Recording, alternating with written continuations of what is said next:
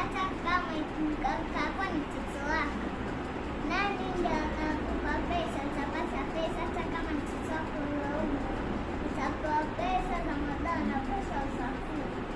Naam, karibu sana mpenzi mtazamaji ndani ya sawamedia, na pia tuko kwa mwingine na Billionaire Beva TV.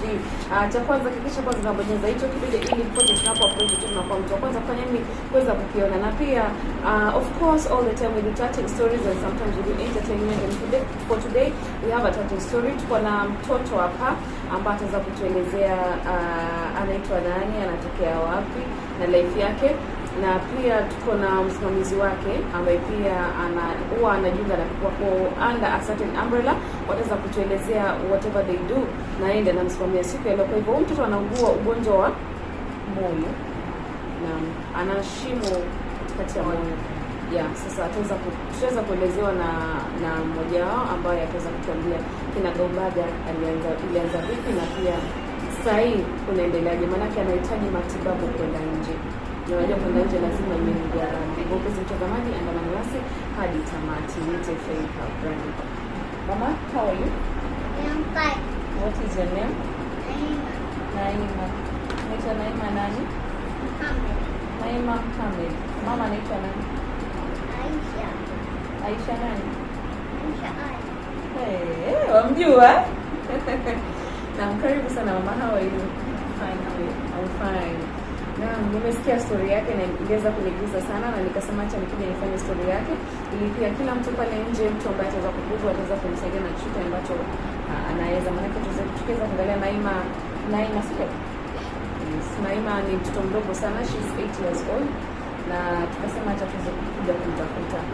Labda uweze kutuelezea historia kidogo kuhusu Naima. Naam, asalamu alaykum wa rahmatullahi wa barakatuh. Jambo wote.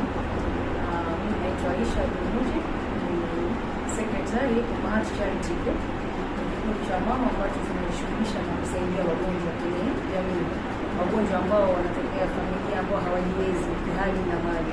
Sasa sisi huwa tuko mwanzo kuita, tukawaitisha, tukajua ni maradhi gani wanaumwa, wakatuelezea shida zao. Sisi huwa na WhatsApp group, tulianza watu 15 lakini sasa tuko watu 460 hivi. Sasa huwa tunachangisha kutumia njia ya WhatsApp group. Kila mmoja anatoa shilingi 1,000, kila mtu uwezo wake, it's a free group.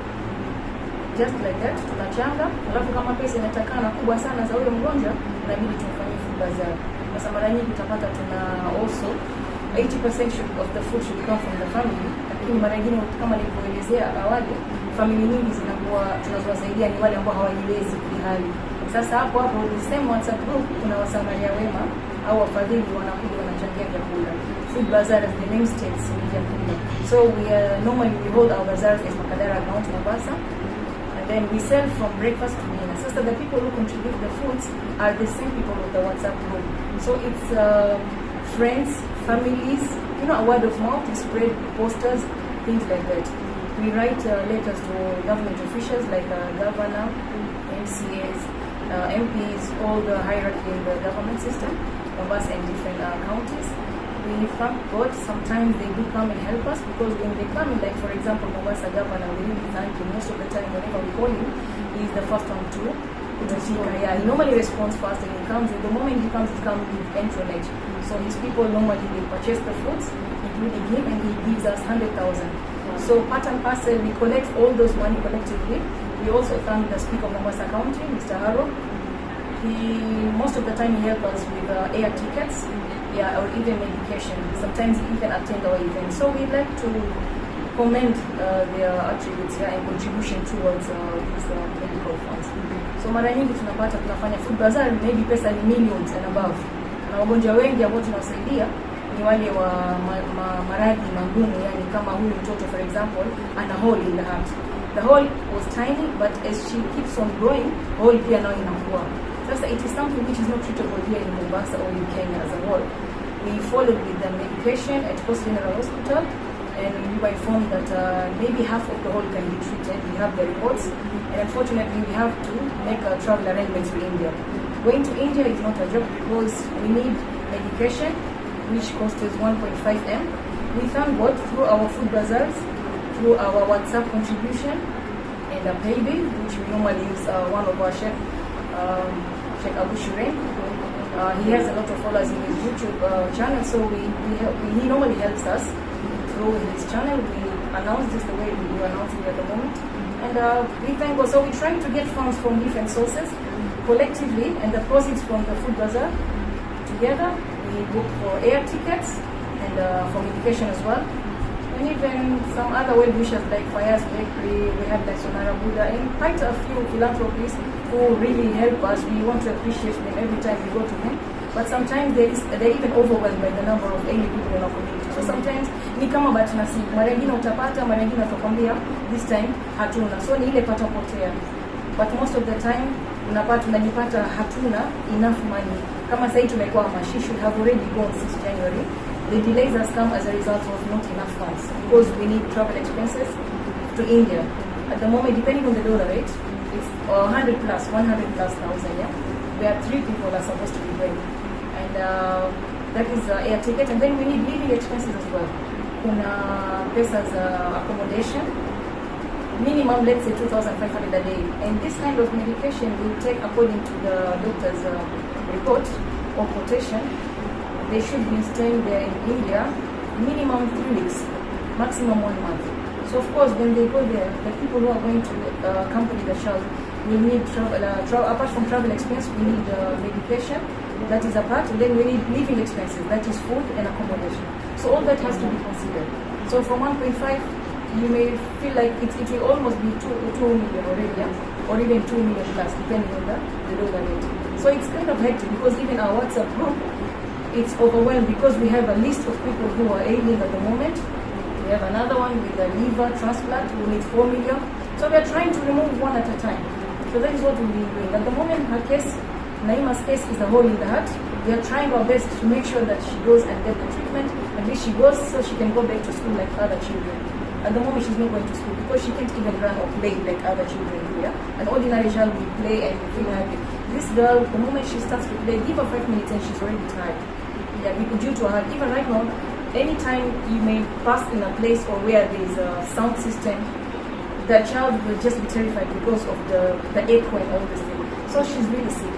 But watu siku zote waswahili wanasema mama msemo wanasema ugonjwa upatie mtoto. It will be like normal, but if it were an adult, they'll be lying on bed with the moment. Yeah. Okay, maybe if you can now tell us, how did she start ailing? Or how did people find out that she's having a hole in the heart? Thank you. The child was, the moment she was born, she wasn't that serious. I think the mother did not realize that the child was sick until the time she started having fevers. That was she was already 5 years. Yeah, it's quite a long time. It took her almost 3 years. Yeah, but the mother didn't know. They are coming from Likoni. Her case was brought to us by a friend of ours who is a relative to them. So they said, please, Umahat, Charity, we have a case here. This child is always sick. Is having fever almost all the time. And she can't run, she can't play, she gets tired easily. That's when they say, tell the mother to take her to the specialist just to rule out any kind of possibility. It could be a serious illness and we're not sure. You know, normally when the child is fever, we may end up giving a Panadol or any other painkiller. So she was taken for medication at Post General Hospital, and they realized that she, after several examinations and scans, they realized there's a hole in her heart. But then again, they didn't know what to do, so they did not approach us because they didn't even know that we exist. But through our spread of word of mouth, when we hold food bazaar, we are always live on Instagram and WhatsApp. Then a friend of ours told us that I have a case. There's a child who has been ailing, but they are from Likoni. We told them, bring them. We don't just, although we are from Old Town, but we normally help several people. Yeah, we've helped people from Taveta, we've helped people from Tenerife. So irrespective of race, color, religion, it doesn't matter. As long as he's human, there's humanity aspect of it. So when they brought her case and tukampokea mikono miwili, and here she is, now she's our business. So that's how it's just niyo habana habo jaza kibaba. Not that we are rich, we don't even have international donors or funding. Hivyo tunaomba kidogo kidogo. Tunasema habana habo jaza kibaba. At least something.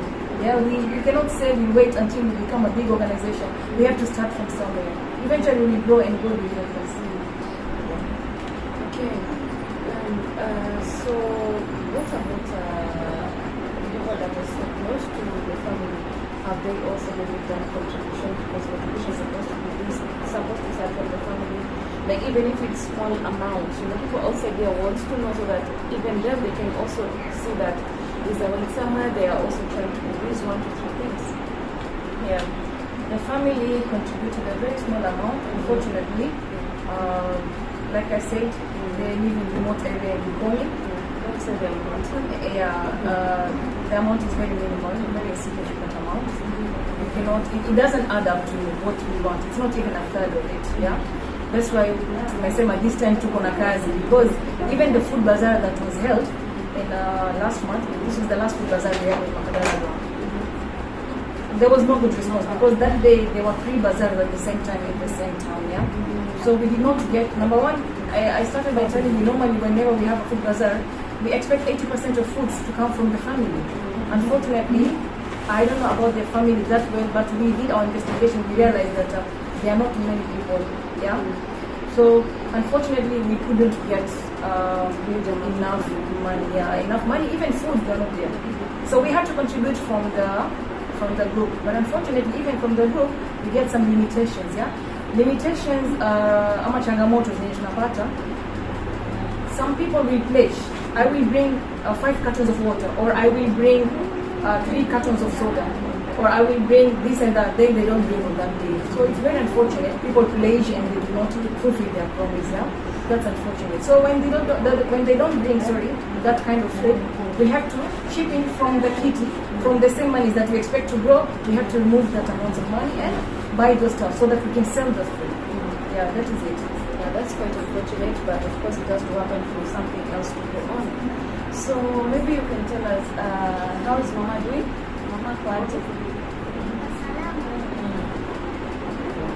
So guys, you can tell she's a little bit weak. She's not like, she's not jovial as other people, but still you can say it's hard to know that she's suffering, right?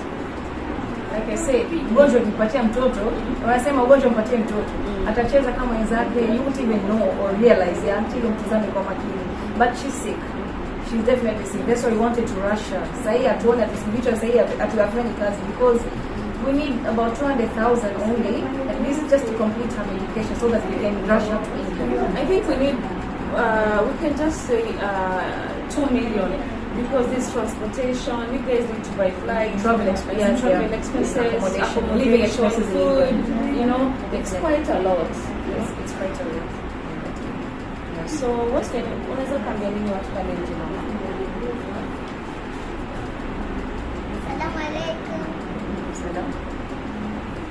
Mimi na ugonjwa moyo, naomba mnisaidie nipate pesa za matibabu na pesa za usafiri na pesa za madawa.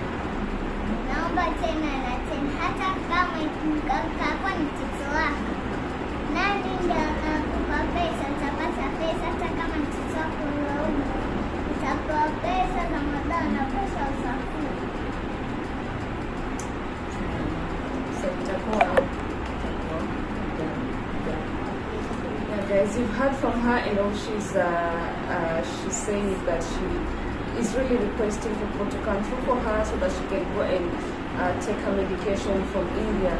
And I believe this will be a good journey for each and every person who will be able to watch her. Someone who has contributed something, please add more. Even if you've contributed something, please add more so that we can be able to take her to India as fast as possible. Because the more she stays, the more the heart enlarges, the more the heart keeps on opening. And it is not good because she was born with it, but it was not known until later on. And I believe if you are a parent outside there and you've given birth, you have a child, and you've not even notified any kind of thing like that, but later on you come and see, it's a shock. So I believe it is something that is supposed to be treated as fast as possible. And by God's grace, inshallah, we are going to do it. Team Strong, I know we are going to do it, right? Maybe you can tell people something.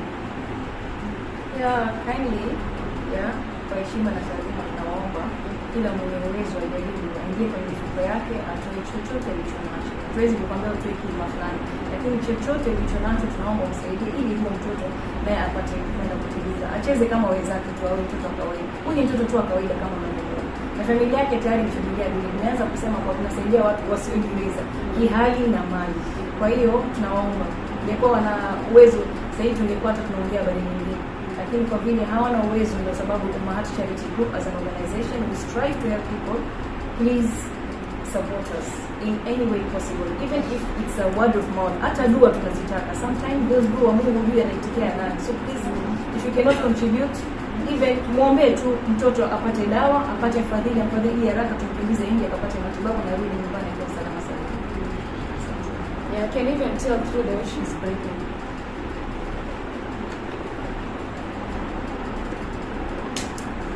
Assalamu alaikum tena. Tena mara pili ninaongeza moyo na nipate pesa za matibabu, pesa za usafiri na pesa za mavazi. Naomba tena na tena na tena.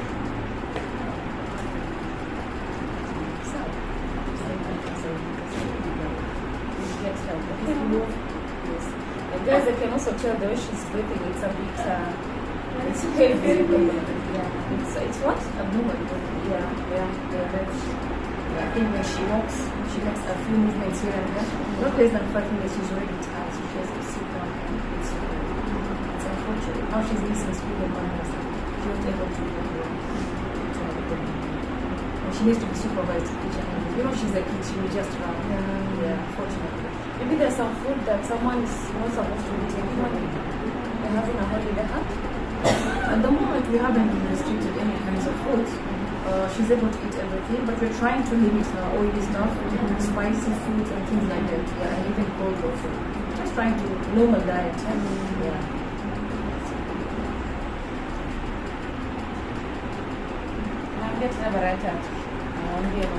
Naomba hata kama mama baba atakitoa shilingi 50, shilingi 200, naomba pesa nguo hata naye anisaidie niende nikapate pesa za matibabu na pesa za usafiri. Good girl. Yeah, guys, you can tell she really needs a lot of help, and for now we've come to the end of it. We have all the medical reports, we have the file, and also there's a way you can also donate. Maybe you can tell us how the people who are watching us out of Kenya, from the USA, from Germany, from Canada. You can also use the same way whereby you can send the money to the number we're going to tell you. Also, you can use the pay bill, and also if you're going to use what is it called, any kind of the way you want to use, as long as you go to M-Pesa, is the way you can send. So this is the number that you can send via M-Pesa if you are out of the country. You use +2547 +2547. That is our Kenyan code. 2890781 +2547 2890781. And the pay bill, if you want to use the pay bill, this is if you're in country, or I don't know whether it shows outside. If you want to also use a pay bill number, you can use pay bill number 4098277 4098277. You can also use an account number of 08000660001. Account number is 08000660001. That is the account number. And the phone number to Kenyans is 0728907181. 0728907181. So if you really want to help this young baby girl to get treatment, kindly please donate anything you have, whatever kind of thing you have. God has blessed you with, please donate so that she can go get medication and come back and continue with school. As you guys can see, she's 8 years old, but her body is not that much strong as you can be able to say it's for an 8-year-old child. So please, we really appreciate for your donations. Maybe you have anything else to help before we leave?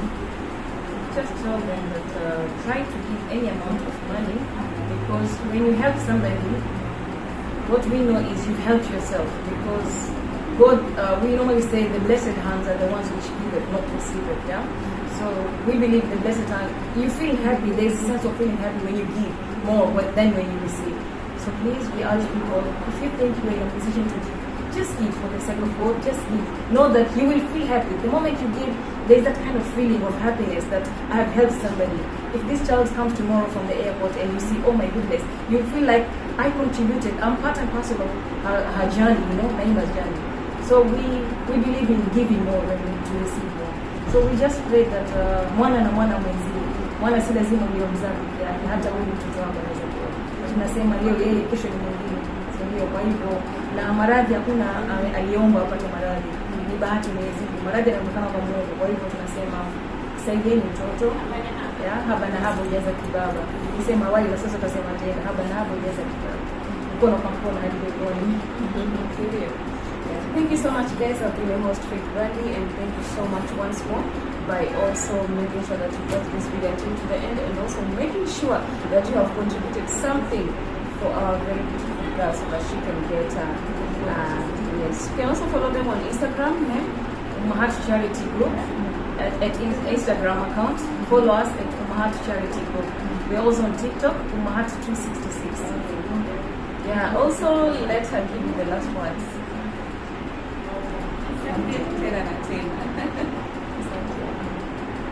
Hata mimi nikiwa nashikwa na homa tano, nahangaika hospitali moja narudi na homa, hospitali moja nahangaika na homa tano, zikiisha nakuwa sawa, na hapa nikikimbia nishaanza kile kilima cha feri lazima mbebe. Siwezi kutembea, kaka mbebe. Naambia watu basi wakuchangie, sio? Changieni pate tena pesa za matibabu, nirudi salama salimi. Alright, thank you so much, guys, and I've been your host for the